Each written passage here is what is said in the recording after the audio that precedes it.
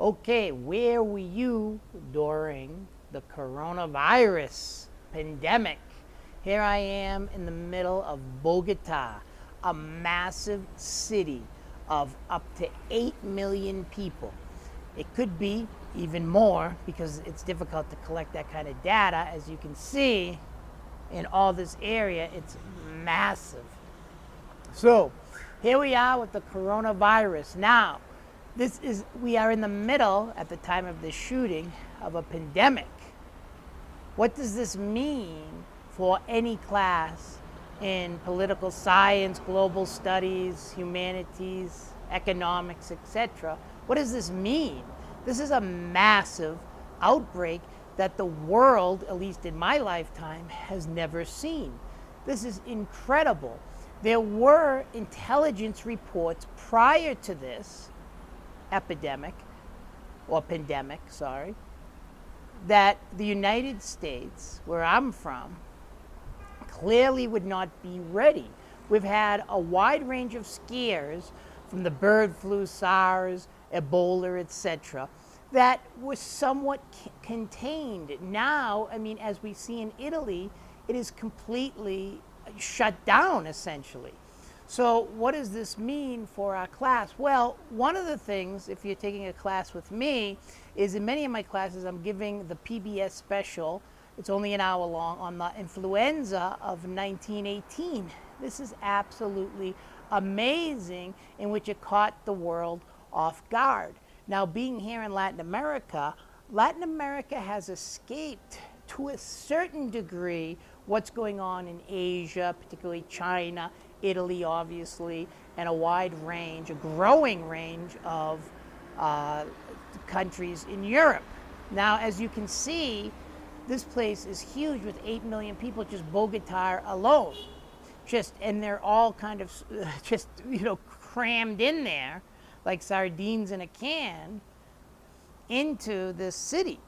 So there's been a growing number, and now Colombia, as well as other countries, are facing growing challenges with this because, one, they're not rich, and two, it's important to note, because they are getting more and more cases, that this is a very bad time for this in Latin America, because if you are taking a class with me, you've seen that there's been massive protests in Chile, Bolivia, Venezuela, obviously Colombia, where I am now, and this has really strained the resources of these countries. So one of the variables to understand isn't only what's going on, but the time that happens. This is a time in which Latin America is going through a lot of change, and the country, unfortunately, many of these countries, center-right right now, particularly in Bolivia, I mean, they're cracking down on the protests because of the overthrow of Evo Morales, and a lot of the people in the protests are saying, hey, you're spending more on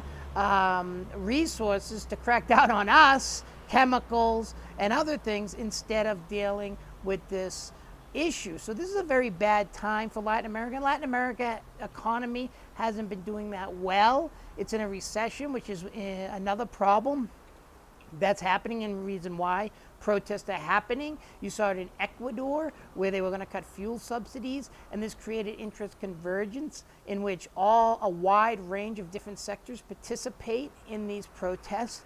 So we really have to say, are we ready as a world? And Latin America has been somewhat lucky, but I think that luck is going to run out pretty soon. So the question is, are pandemics, is disease, in a nutshell, a national security issue, not just for the United States, but for the world? And it's very difficult. No country can shut themselves off the world.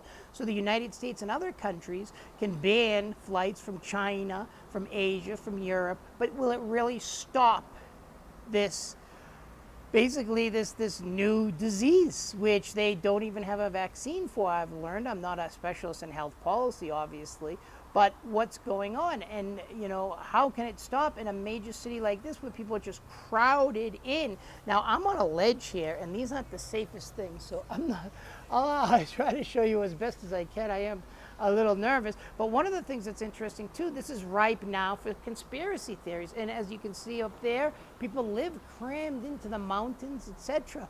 And it's interesting because now conspiracy theories, like in China, people are accusing the United States with very little evidence that the United States started this virus in order to slow down Chinese growth and expansion. But regardless, this is very important because now new conspiracy theories will be ripe within the world. But the real question is, intelligence agencies have come out earlier, and even a more recent report, that the Trump administration, who's in power now at the time of this taping, are being accused of kind of downplaying these reports and actually not allowing them to come out. But intelligence agencies of the United States have said that we are not, the United States, ready for such a pandemic.